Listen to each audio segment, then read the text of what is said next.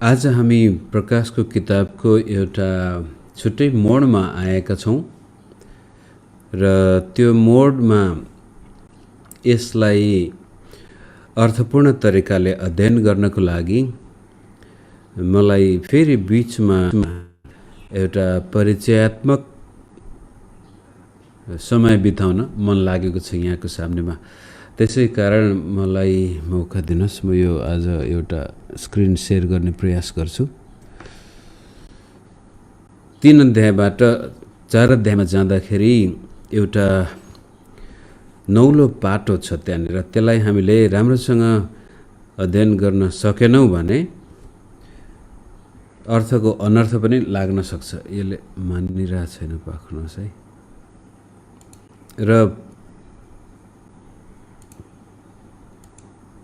र हाम्रो बीचमा पास्टर प्रचारकहरूले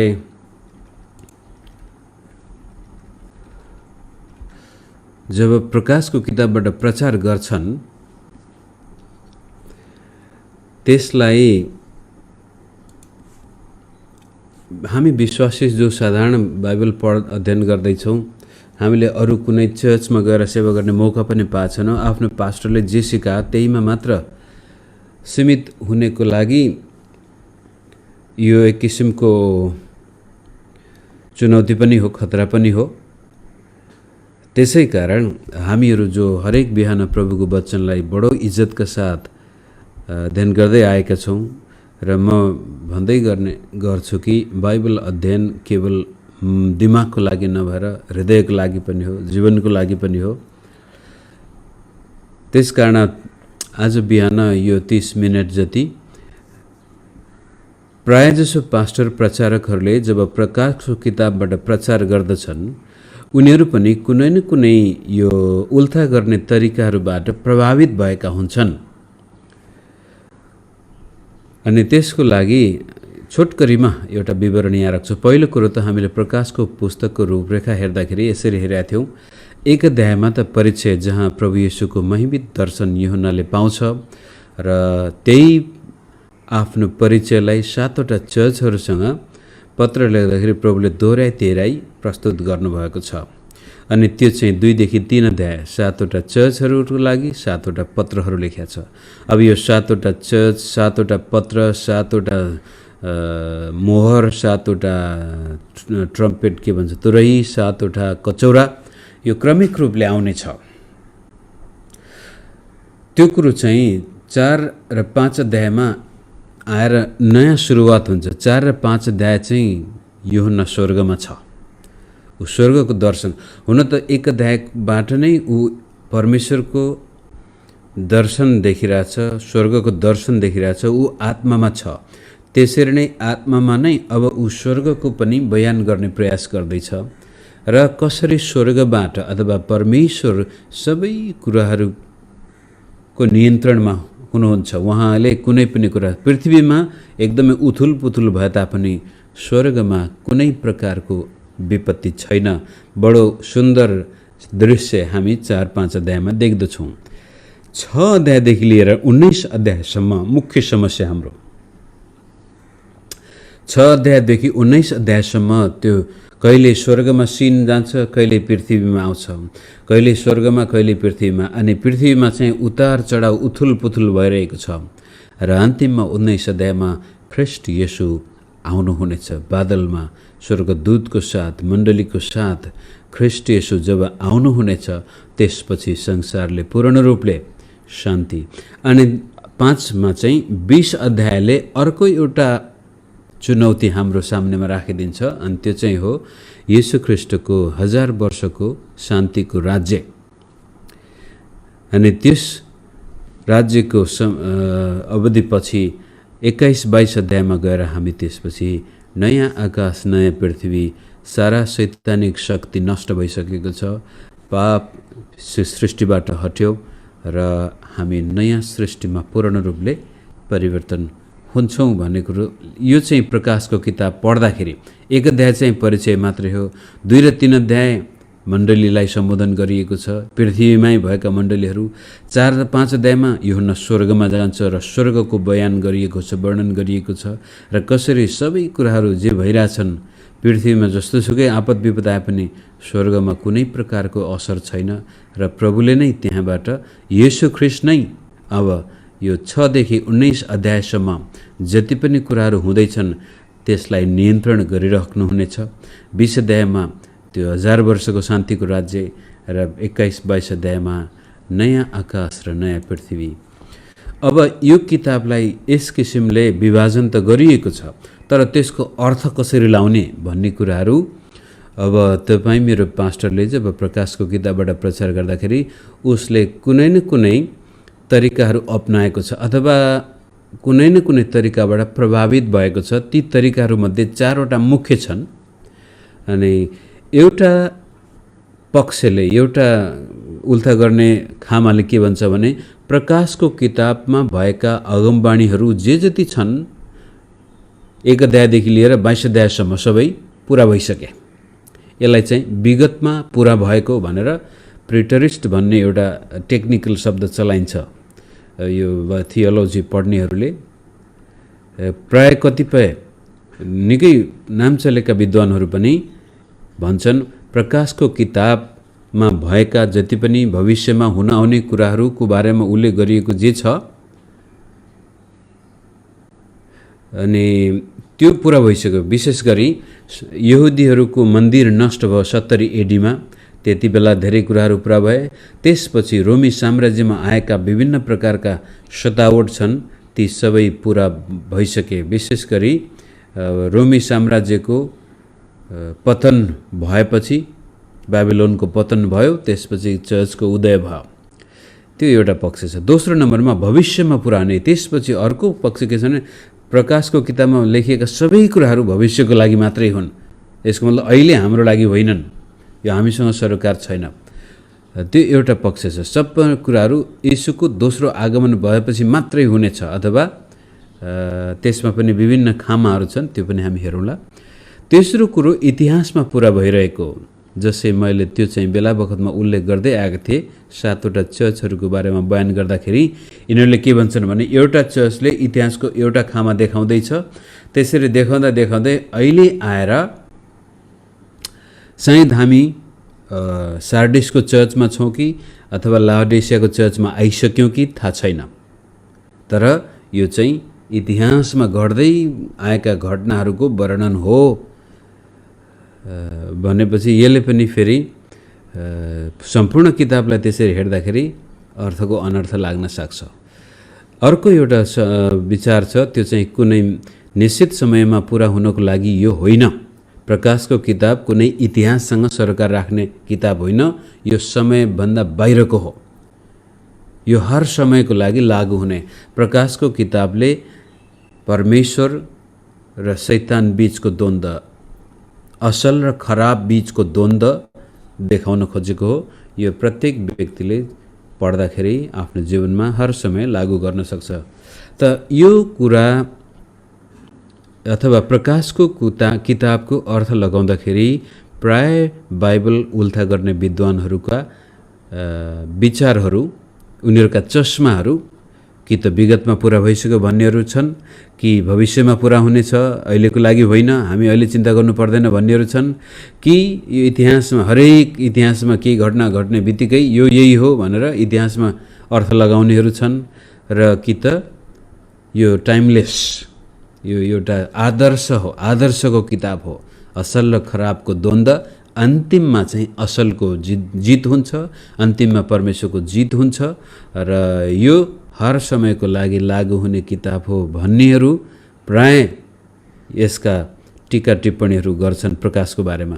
अनि हामी पास्टरहरू जो यसले गहन तरिकाले ध्यान दिएको छैन प्रकाशको किताबलाई, त्यसपछि कुनै एउटा यो विचारधाराको विद्वानले लेखेको प्रकाशको किताब पढ्ने बित्तिकै ए यो पो रहेछ भनेर हामी कहिलेकाहीँ पूर्ण रूपले त्यसैको पछि लागिदिन्छौँ। अब यो 1 नम्बरमा विश्वास गर्ने व्यक्तिले लेखेको किताबमा उसले त्यस्तै प्रकारले उल्था गरे हुन्छ, 2 को त्यस्तै। त हामीले प्रकाशको किताब हेर्दाखेरि यी 4वटै पक्षहरूको मजबुत पक्ष पनि र कमजोर पक्ष दुवैलाई हेरेर मैले त्यहाँ लेखेको छु। एउटा मात्र पक्षबाट उल्था गर्दा पूर्ण अर्थ खोल्न सकिँदैन। 4वटै तरिकाहरू पुस्तकका विभिन्न भागमा लागू हुन सक्छन् र त्यो समग्र रूपले कुनै ठाउँमा विगतमा पुरा भएको छ, त्यसलाई पनि हामीले स्वीकार गर्नुपर्छ। कुनै ठाउँमा विशेष गरी 6 देखि 19 अध्यायसम्म 22 अध्यायसम्म यो पक्कै पनि यसका भविष्यका पक्षहरू पनि छन् र इतिहासमा पनि अब यो ऐतिहासिक चर्चहरू नै हुन् ती 7वटा चर्चहरू र कहिलेकाहीँ अहिले जसै आइरहेको पेन्डेमिक छ यो चाहिँ आउनेवाला पेन्डेमिकको एउटा अग्रिम चिन्हको रूपमा पनि हो, इतिहासमा घटेका घटनाहरूको पनि अर्थ छ र त्यस्तै किसिमले यो आइडियलिस्ट यो टाइमलेस मेसेज पनि हो, यो हर समय लागू हुन सक्ने मेसेज पनि हो। त एउटा मात्रै खामाबाट प्रकाशको किताबलाई हेरेको खण्डमा अनर्थ लाग्न सक्छ र कहिलेकाहीँ यो हामीले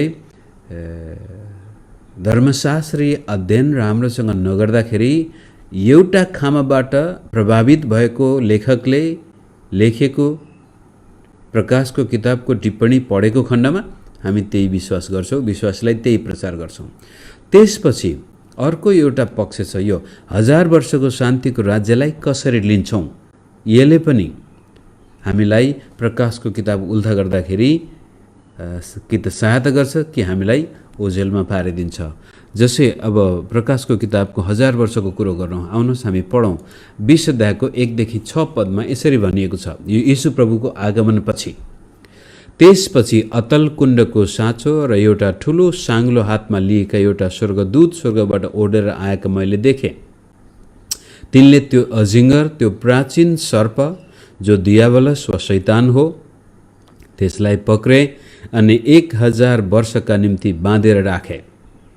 तिनले त्यसलाई अतल कुण्डमा फालिदिए र त्यो कुण्ड बन्द गरी मोहर लगाइदिए ताकि 1000 वर्ष अन्त्य नभएसम्म जाति जातिहरूलाई त्यसले बहकाउन नपाओस्। त्यसपछि केही समयको निम्ति त्यसलाई फुक्का गरिनुपर्छ। तब मैले सिंहासनहरू र त्यसमाथि बस्नेहरूलाई देखेँ जसलाई इन्साफ गर्ने अधिकार दिएको थियो। तब यीशुका गवाहीको निम्ति र परमेश्वरका वचनको निम्ति शिर काटिएकाहरू र त्यो पशु र त्यसका मूर्तिको पूजा नगर्नेहरू र त्यसको छाप निधार वा हातमा नलगाउनेहरूका आत्माहरूलाई मैले देखेँ। तिनीहरू फेरि जीवित भएर तिनीहरूले ख्रिस्टसँग 1000 वर्षसम्म राज्य गरे। अरू मरेकाहरू चाहिँ ती 1000 वर्ष नबितुन्जेल जीवित भएनन्। यो पहिलो पुनरुत्थान हो।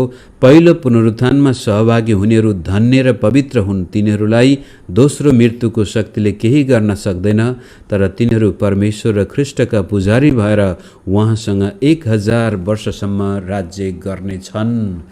यो खण्डले अर्को एउटा कठिनाइ उत्पन्न गर्छ हामीलाई कि यो 1000 वर्ष साँच्चैको 1000 वर्ष हो या साङ्केतिक भाषामा उल्लेख गरिएको ख्रिस्टको राज्य हो। यो कहिले हुने हो, अथवा यो हुनुभन्दा अगाडि यीशु आउने हुन् या पछि आउने हुन्।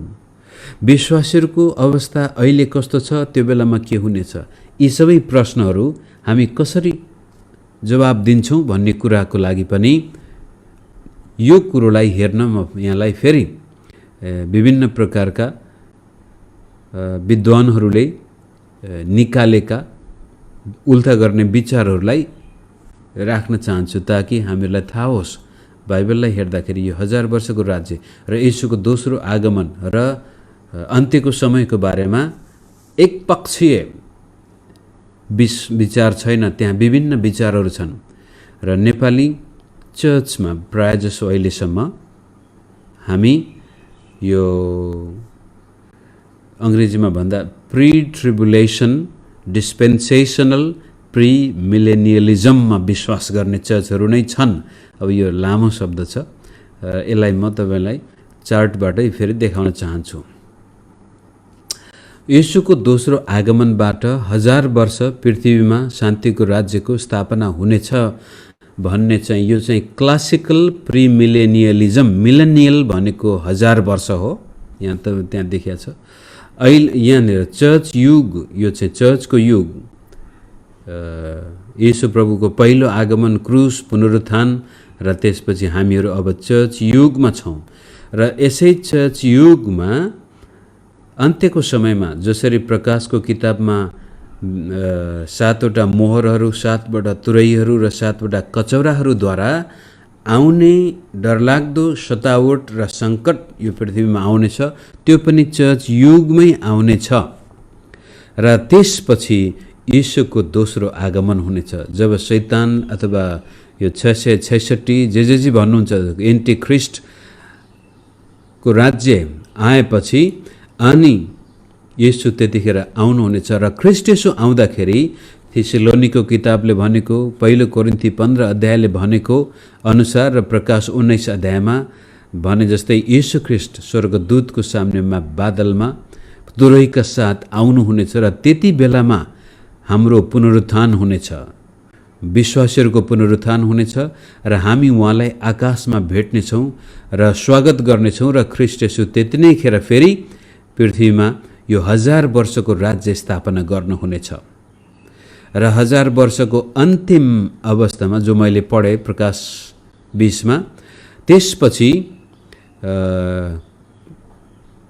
जो विश्वास नगर्नेहरू थिए उहाँहरूको पनि पुनरुत्थान हुनेछ र त्यो न्याय आसनको सामनेमा उहाँहरू उभिनु पर्नेछ र अनन्त स्वर्ग र नरकको त्यसपछि निर्णय हुनेछ। र त्यसपश्चात प्रभुले नयाँ आकाश र नयाँ पृथ्वी, अब यो नयाँ आकाश र नयाँ पृथ्वीको बारेमा अलिकति भिन्नता छ, कतिले चाहिँ येशूको दोस्रो आगमनमै नयाँ आकाश नयाँ पृथ्वी हुनेछ भन्छन्, तर प्रायः हेर्दाखेरि यो 1000 वर्षको अन्त्यमा जब अन्तिम फैसला हुनेछ, शैतान सदाकालको लागि नरकमा फालिनेछ, त्यसपछि नयाँ आकाश नयाँ पृथ्वी हामी देख्नेछौँ अनन्त। यो एउटा यो क्लासिकल भन्नुको मतलब इतिहासमा यसरी विश्वास गरिँदै आएको छ। पहिलो शताब्दीको मण्डलीले 10औं शताब्दीको 15औं शताब्दीको पनि मण्डलीको विश्वास प्राय यो थियो। हुन त बीचमा अर्को पनि आएको छ, त्यो पनि हामी हेरौँला, तर मुख्य गरी अन्त्यको समयमा र प्रकाशको किताबलाई हेर्दाखेरि यो खामा प्राय ऐतिहासिक विश्वास हो। हामी अहिले चर्चको युगमा छौँ र अहिले पनि सतावट पृथ्वीमा चर्चलाई सतावट निरन्तर भइरहेको छ। अब भारतमा सतावट नहोला, चीनमा भइरहेछ, चीनमा नहोला अमेरिकामा हुनसक्छ, भोलि गएर अमेरिकामा नहोला युरोपमा हुनसक्छ, अफ्रिकामा हुनसक्छ, कहीँ न कहीँ सतावट भइ नै रहेछ, यो सङ्कट भइ नै रहेछ। तर येशू प्रभु आउनुभन्दा अगाडि चाहिँ विश्वव्यापी रूपले चर्च सताइनेछ। हरेक विश्वासीहरू त्यो सङ्कष्टको घडीबाट भएर जानेछन् र त्यसको अन्त्यमा प्रभु आउनुहुनेछ। आइसकेपछि 1000 वर्षको राज्य स्थापना। अब यो 1000 वर्ष पनि ठ्याक्कै 1000 वर्ष हो या यो एउटा युग देखाउन खोजेको हो, यो पनि हाम्रो उल्था गर्ने शैलीमा भर पर्दछ। र नयाँ आसन नयाँ आकाश र नयाँ पृथ्वी, त्यो एउटा विश्वास छ। अर्को विश्वास के छ भने यो चाहिँ प्री ट्रिबुलेसन प्री मिलेनियलिजम, यो चाहिँ नेपाली चर्चले विश्वास गर्दै आएको यो ऐतिहासिक विश्वास होइन, यो गएको झन्नै 150 वर्षबाट यसरी विश्वास गरिन लाग्यो। बेलायतबाट एउटा व्यक्तिले प्रकाशको किताब र त्यसपछि अरू किताबहरू उल्था गर्दाखेरि उसले भने होइन, येशू ख्रिस्टले मण्डलीलाई त्यो महासङ्कष्टकालभन्दा अगाडि नै उठाउनु हुनेछ भन्ने विश्वास गर्यो र जसलाई लिखित रूपले प्रस्तुत गर्दाखेरि यो प्राय अमेरिकन चर्चले बढी विश्वास गर्छ। अब अमेरिकाबाटै मिसनरीहरू जाने, अमेरिकाबाटै प्रचारकहरू आउने, अनि अमेरिकाबाट आएको कुनै पनि वक्ताले जे बोल्यो त्यही कुरो विश्वास गरिदिने गरिब देशका क्रिस्चियनहरू। पैसा बोल्छ भनेको त्यही हो। अलिकति मिसन सपोर्ट पाउने बित्तिकै त्यसपछि अमेरिकन प्रचारकले जे भन्यो त्यही विश्वास गर्ने भएको कारण आज नेपाली चर्च प्रायःजसो यो पक्षमा छ। यसलाई के भन्छ भने हामी चर्च युगमा छौँ अहिले, तर सङ्कटकालमा हामी जाने छैनौँ, चर्च चाहिँ सतावटमा पर्ने छैन। अब यो विश्वास गर्ने व्यक्तिलाई अफगानिस्तानमा गएर बस्दा कस्तो होला, आइसिसको पालामा सिरियामा इराकमा बसेको भए के हुन्थ्यो होला, उत्तर नाइजेरियामा बसेको चर्चलाई के हुन्थ्यो होला। चर्च चाहिँ सतावटमा जाँदैन भन्ने विश्वास गर्छन् भने रोमी साम्राज्यमा आएको सतावटलाई यिनीहरूले कसरी हेर्छन् होला। चर्च सङ्कटकालमा छ, भइरहेछ र अझ घनघोर रूपले जानेछ भन्ने कुरो प्रकाशको किताबले देखाइरहेछ। तर यो विश्वासले चाहिँ चर्च सतावटमा जाने छैन, यो उठाइनेछ। यसो ऱ्याप्चर भन्ने शब्द यहाँ देखिन्छ। पहिलो थेसलोनिकी 4 अध्याय, पहिलो कोरिन्थी 15 अध्यायलाई विशेष गरी तुरैको आवाजमा यसो आउने कुरोलाई उनीहरूले गोप्य रूपमा आउनेछ भनेर, येशू ख्रीष्ट आकाशमा मात्र आउनुहुनेछ र एकदमै चुम्बकीय हिसाबले चर्चलाई पृथ्वीबाट ट्याप्प टिपेर लानुहुनेछ र 7 वर्ष होस् एउटा युग हो, मण्डली स्वर्गमा हुनेछ। त्यति बेलामा अब यो प्रकाशको किताबमा भनेका 7वटा छाप, 7वटा तुरही, 7वटा कचौराहरूको न्याय हुनेछ अथवा पोखिनेछ। मण्डली त्यहाँ हुने छैन। त्यसको अन्त्यमा फेरि यीशु प्रभुको आगमन हुनेछ। यो 2 चोटि यीशु आउने कुरो उल्लेख गरेको छ यो विचारधाराले। अनि तर बाइबलमा हामी कहीँ पनि यीशुको दोस्रो आगमनलाई यस किसिमले बयान गरेको पाउँदैनौँ। गोप्य रूपले लुकेर आउने चोर जस्तै। यो त चोर जस्तै ती व्यक्तिका लागि हुनेछ जसले ख्रीष्ट येशूलाई इन्कार गरेको छ। तर ख्रीष्ट येशूमा विश्वास गर्ने व्यक्तिहरूलाई येशूको दोस्रो आगमन चोर जस्तै होइन, हामी त्यसको लागि पर्खेर बस्नेछौँ र येशूलाई स्वागत गरेर यस पृथ्वीमा आउनेछौँ। चाहे त्यो 1000 वर्षको राज्य होस्, चाहे त्यो तुरन्तै अनन्त राज्य अथवा अनन्तता कुनै नहोस्। र यो ऱ्याप्चर, यो प्री ट्रिबुलेसन ऱ्याप्चरमा विश्वास गर्ने व्यक्तिहरूको लागि चाहिँ यो उनीहरूले प्रकाशको किताब पढ्दाखेरि यसरी हेर्दछन् र 1000 वर्ष र त्यसपछि त्यो कुरो मिल्न जान्छ। तर त्यहाँ अर्को एउटा विचार पनि छ, विशेष गरी यो पोस्ट मिलेनियलिजम भन्छ, जो चाहिँ 1000 वर्षको राज्य अहिले नै हो र अथवा अहिले नै त नभनौँ, 1000 वर्षको राज्य यो चर्च युगबाट बिस्तारै बिस्तारै आफै शान्तिको राज्यमा परिणत हुनेछ यीशु आउनु अगाडि नै। तपाईँ र म अहिले यो युगमा छौँ र हामीले सुसमाचार प्रचार गर्दै गयौँ र सम्पूर्ण देश, सम्पूर्ण राष्ट्रहरूमा जब सुसमाचार प्रचार गरिनेछ त्यहाँ सबैले विश्वास गर्नेछन् र पृथ्वीभरि ख्रीष्टको राज्य आउनेछ, शान्तिको राज्य हुनेछ। सबैले येशूलाई विश्वास गर्नेछन् र यो शान्तिको राज्य भविष्यमा यस्तो हुनेछ र त्यसको अन्त्यमा येशू ख्रीष्ट आउनुहुनेछ र त्यति बेलामा विश्वासी अविश्वासी सबैको पुनरुत्थान हुनेछ, न्यायासनमा उभिनेछौँ र अन्तिममा नयाँ आकाश नयाँ पृथ्वी हुनेछ। यो विचार पनि अझै धेरै किताबहरू यसको दृष्टिकोणबाट लेखिएका छन् प्रकाशको पुस्तकको बारेमा। तर प्रायःजसो हेर्दाखेरि चर्चले सुसमाचार प्रचार गरेर सम्पूर्ण पृथ्वीभरि विश्वास गर्ने व्यक्ति होलान्, यो एउटा बडो प्रश्नवाचक छ। हुन पनि सक्छ, सम्भव पनि छ। हुन त प्रभुको लागि कुनै कुरो असम्भव छैन। यो पनि एउटा पक्ष छ। कहिलेकाहीँ मलाई यो पनि मनपर्छ हो, सारा चर्चले अहिले तपाईँ र म यहाँ जतिजना सुन्दैछौँ, हामीले साँच्चै प्रभुको वचनलाई आफ्नो जीवनमा लागू गऱ्यौँ भनेदेखि त स्वर्गको राज्य त, शान्तिको राज्य त आफै स्थापना हुने भयो नि। र पोस्ट मिलेनियलिजमको आँखाबाट प्रकाशको किताब पढ्नेले यसरी उल्टा गर्छ कि एक दिन भविष्यमा कुनै समय सुरु हुनेछ जब सारा विश्वका मानिसले यसलाई विश्वास गर्नेछन् र त्यहाँ शान्तिको राज्य हुनेछ र त्यसपछि येशू प्रभु आउनुहुनेछ र अनन्त न्याय गर्नुहुने, अथवा न्याय गरेर अनन्तको सुरुवात हुनेछ। किताबलाई उल्टा गर्दाखेरि यो एउटा पक्ष छ। अर्को पनि एउटा पक्ष छ, यसलाई चाहिँ अमिलेनियलिजम भन्छौँ, अथवा यो शान्तिको राज्य कुनै भविष्यमा हुन आउने समय होइन, यो अहिले नै हो। येशूको पहिलो आगमनबाट नै सुरु भइसक्यो यो शान्तिको राज्य। अहिले नै हामी त्यो 1000 वर्षको राज्यको युगमा छौँ र यसको अन्त्यमा यीशु प्रभु आउनुहुनेछ र यो नयाँ आकाश र नयाँ पृथ्वी सुरु हुनेछ। त यस किसिमको आँखाले हामी प्रकाशको किताबलाई हेर्छौँ भने हामीले त्यस्तै प्रकारको अर्थ लगाउँछौँ, किनभने प्रकाशको किताब चाहिँ धेरै चिन्हहरूद्वारा व्याख्या गरिएको पुस्तक हो। अनि ती चिन्हहरूको अर्थ के होला भनेर अर्थ लगाउनुको लागि यो अमिलेनियलिजम र पोस्ट मिलेनियलिजमले चाहिँ प्रायःजसो यो एलेगोरिकल मेथड भन्छौँ हामी। यो कुनै एउटा तस्बिर छ, त्यो तस्बिरको अर्थ विभिन्न प्रकारले लागू हुन सक्छ, अर्थको अनर्थ पनि हुनसक्छ।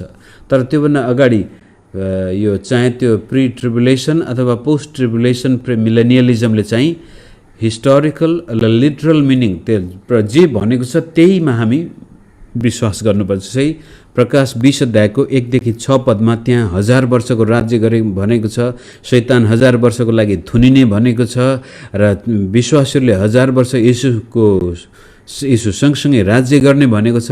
त्यसको मतलब त्यो जे भनेको छ त्यो नै हुनुपर्छ भन्नेहरूले चाहिँ येशू ख्रीष्टको आगमनपछि मात्रै 1000 वर्षको राज्य सुरु हुनेछ भन्छन्। तर होइन, त्यो एउटा चिन्हात्मक भाषामा हो, त्यो भन्न खोजेको अर्कै कुरो हो भन्नेहरूले चाहिँ आफ्नो इच्छा अनुसार अर्थ दिन्छन्।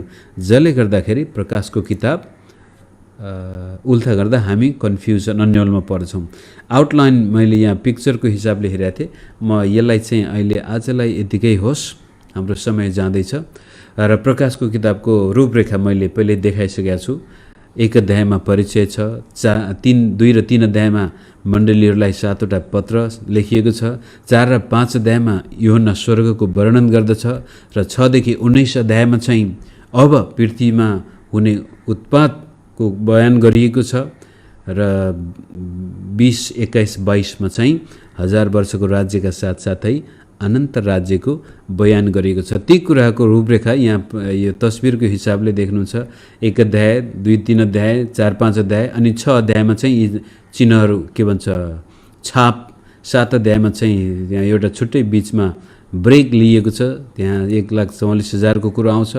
त्यसपछि 7वटा ट्रम्पेट र अन्तिम छाप जब खोलिन्छ त्यसपछि 7वटा तुरहीहरू फुकिनेछन्। ती तुरहीले के हुनेछ त्यसको बयान यहाँ गरिएको छ। अन्तिममा गएर 7वटा कचौरामा त्यो परिणत हुन्छ। 8 देखि 11 अध्यायमा, त्यहाँ 12 देखि 15 अध्यायमा आएर फेरि यो तुरहीका इफेक्टहरू हुँदै हुँदै कचौरामा परिणत हुनेछन्, र 15 अध्यायमा अन्तिम कचौरा पहिलो कचौरा सुरु हुँदै अनि यहाँ विभिन्न प्रकारका सङ्कष्टको बारेमा उल्लेख गरिएको हामी पाउँदछौँ। र 19 देखि 22 अध्यायमा यो अनन्तको राज्य। यस किसिमले यो प्रकाशको किताबको उल्था गर्दाखेरि हामीले ध्यान दिनुपर्ने कुराहरू अब चाहिँ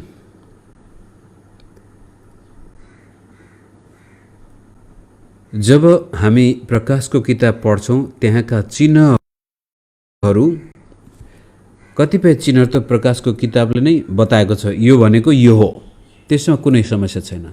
कतिपय चिन्हहरूको बारेमा प्रकाशको किताबमा छैन भने नै बाइबलको अरू खण्डमा त्यसको बारेमा बताइएको छ, त्यहाँबाट पनि हामी बुझ्न सक्छौँ यसले यो भनेको हो। त कोही कोही यस्ता चिन्हहरू छन् जसको बारेमा न त प्रकाशको किताबले बताएको छ न बाइबलले। त्यति बेलामा चाहिँ हामी सन्तुष्ट हुनुपर्छ कि यदि कुनै कुरा अस्पष्ट छ भने त्यसको जबरजस्ती अर्थ मैले हाल्नु हुँदैन। व्यवस्था 29:29ले भनेको छ, देखाइएका कुराहरू, प्रकाश गरिएका कुराहरू चाहिँ हाम्रो लागि हुन्, तर नदेखाइएका रहस्यका कुराहरू चाहिँ ती परमेश्वरको हातमा हामीले राख्नुपर्ने हुन्छ। र त्यस किसिमले अब प्रकाशको किताब र 4 र 5 अध्याय भोलिबाट हामी हेरौँला कि त्यो चाहिँ स्वर्गको सीन छ, स्वर्गको बयान गरिएको छ। अब त्यसका थुप्रै प्रकारका चिन्हहरू त्यहाँ छन्, सिम्बलहरू देखाइएको छ, र ती सिम्बलहरूलाई हामीले बुझ्नको लागि पहिलो कुरो त त्यही किताबमा पहिलो पटक पढ्दाखेरि के त्यसले बुझाउँछ त्यसलाई स्वीकार गर्नु। The simple meaning is most important meaning भने जस्तै। र नभएपछि अरू बाइबलको खण्डमा के भनेको छ त्यसले त्यो देखाउन खोज्या हो कि, र केही गरी हामीलाई त्यो कुरो स्पष्ट छैन भने त्यसलाई त्यत्तिकै राख्नुपर्छ। हुन्छ प्रभु, यो तपाईँले अझै स्पष्ट पार्नु भएको छैन, आफ्नो समयमा गर्नुहुनेछ भनेर हामीलाई देखाइएका कुरामा सन्तुष्ट हुनुपर्छ। नत्र चाहिँ बढी जान्ने भएर, बढी आत्मिक हुने भएर, बढी सपना र दर्शनका कुराहरू गर्न थालेपछि बाइबलको अर्थ बङ्ग्याएर आफ्नै किसिमका विचारहरू हामी प्रस्तुत गर्ने खतरामा पर्दछौँ। यस किसिमले आज यो अलि टेक्निकल स्टडी मात्रै भयो, यसलाई आत्मिक रूपले पनि हामीले लिन सक्छौँ कि येशू प्रभु सबै कुराहरूको नियन्त्रण गर्ने प्रभु र मालिक हुनुहुन्छ र हाम्रो हातमा यो प्रकाशको किताब दिएको छ अर्थपूर्ण तरिकाले अध्ययन गर्नको लागि। र यो अध्ययन गर्दाखेरि एउटा कुरो बिर्सनु हुँदैन कि यो इतिहासमा वास्तविक हामी जस्तै विश्वासीले पढेर बुझुन् भन्ने उद्देश्यले लेखिएको किताब हो र यो पढेर उनीहरू उत्साहित हुन्, आशा पाउन् भन्ने उद्देश्यले लेखिएको किताब भएको कारण हामीले पढ्दाखेरि पनि त्यसलाई त्यसरी नै हेर्नुपर्ने हुन्छ। अब त्यसपछि हामी जुममा छलफल गरौँला। म फेसबुकबाट बिदा हुन्छु।